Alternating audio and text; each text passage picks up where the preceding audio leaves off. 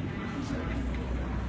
Hello, I am Jolynn Wilkes McElroy from First Christian Church in Charlotte, North Carolina, and I am here to celebrate this Resolution 1717 that celebrates new congregations.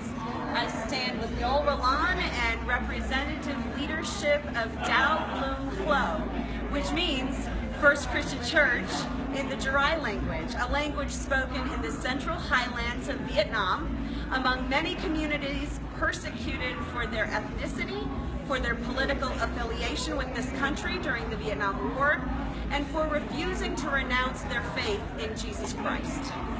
Dao Bloom Khua is a congregation in formation and part of our witness in Charlotte, nesting in our church, though not on our official list.